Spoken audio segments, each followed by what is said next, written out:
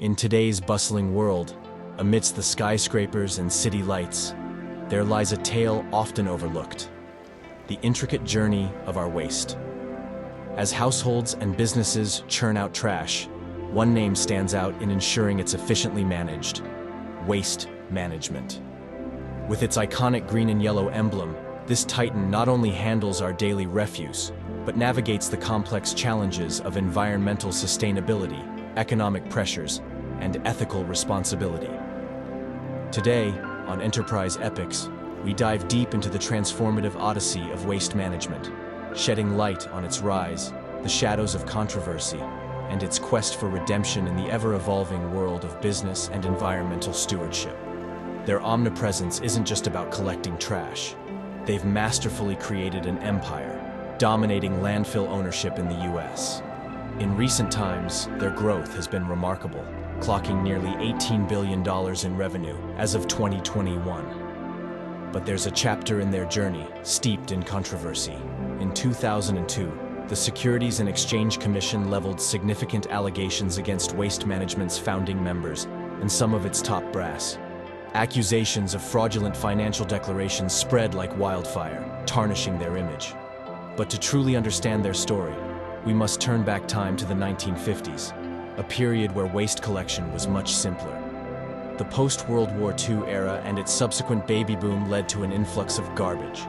Consumerism skyrocketed, and disposable packaging became the new norm. This increased waste generation marked the turning point for the garbage collection industry.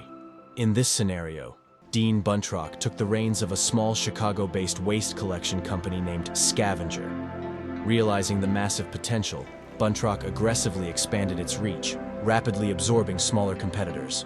As regulations tightened, the Solid Waste Disposal Act of 1965 was introduced, setting forth more rigorous standards for waste disposal.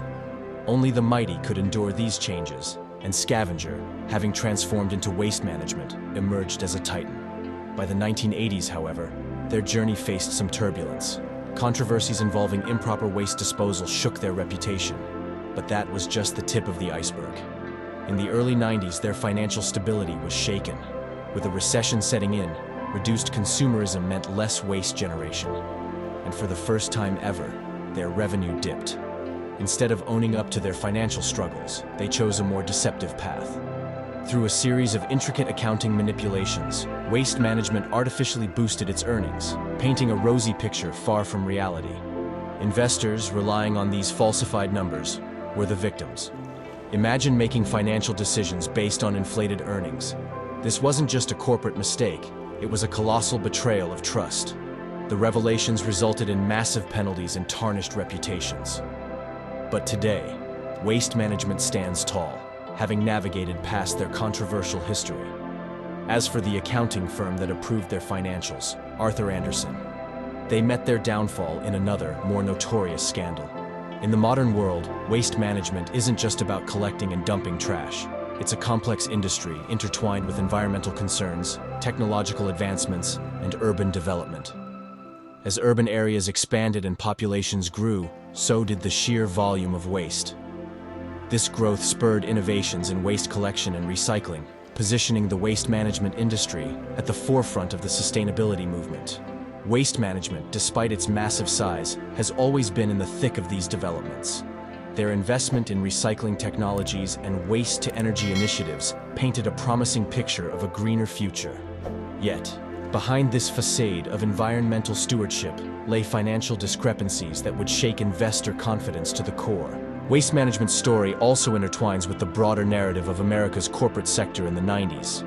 This was an era marked by rapid economic growth, technological advancements, and the emergence of corporate giants. However, with growth came the pressure to deliver consistent returns to shareholders. This pressure, combined with lax regulatory oversight at the time, created a petri dish for corporate misbehavior, with companies sometimes resorting to unscrupulous tactics to maintain the appearance of profitability. Another pivotal aspect to consider is the role of external auditors. Tasked with the responsibility of ensuring transparency and accuracy in financial reporting, auditing firms play a crucial role in upholding the sanctity of the financial markets. The involvement of Arthur Andersen, one of the most respected names in the auditing world. In the waste management scandal raised eyebrows. It underscored the importance of maintaining objectivity and integrity in the auditing process, pushing the industry to introspect and revamp its practices. The scandal had ramifications not just for waste management or Arthur Andersen, but for corporate America as a whole. It was a wake-up call, highlighting the vulnerabilities in the system. In the wake of the scandal, there was an outcry for stricter regulations, leading to reforms aimed at increasing corporate transparency and accountability. The debacle was a lesson for companies, regulators, and investors alike, emphasizing that in the world of business, integrity is not just a virtue, but an imperative. The aftermath of the scandal also redefined waste management's corporate ethos. Emerging from the controversy, the company embarked on a path of redemption, focusing on not just financial growth but also on rebuilding trust and establishing itself as a responsible corporate citizen. Today, waste management's initiatives in sustainability and environmental conservation are commendable, marking a transformation from a company once mired in controversy to one that stands as a beacon of corporate responsibility. In revisiting this chapter of waste management's history, we also get a glimpse of the ever-evolving dynamics of the corporate world. It reminds us that companies, much like individuals, have their moments of fallibility. However, it's the ability to acknowledge mistakes, learn from them, and chart a new path forward that distinguishes the great from the merely good. So, as we wrap up this deep dive, it's essential to understand that the waste management saga is more than just a story of financial irregularities.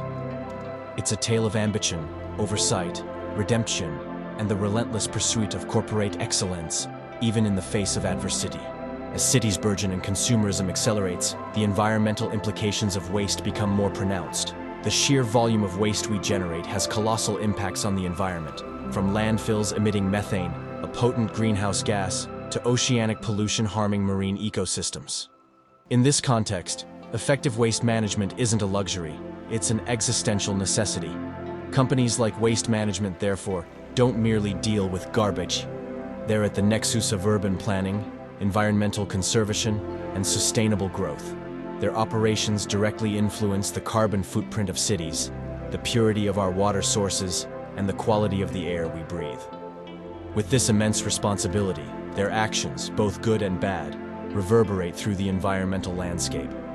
Furthermore, the waste management industry has socio-economic implications.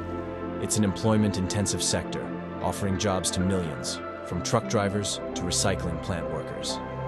Mismanagement in such an industry can have cascading effects on the livelihoods of these workers. In addition, as globalization brings the world closer, waste disposal trends in one region can influence practices in another.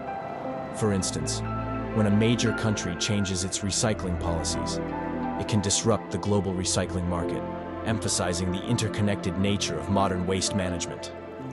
Thus, understanding the waste management story isn't just about corporate misdemeanors. It's a lens into the broader dynamics of our world, where environment, economy, and ethics intertwine in complex ways. And before we sign off, if you enjoyed this video, be sure to give it a thumbs up and subscribe for more such epic tales from the enterprise world.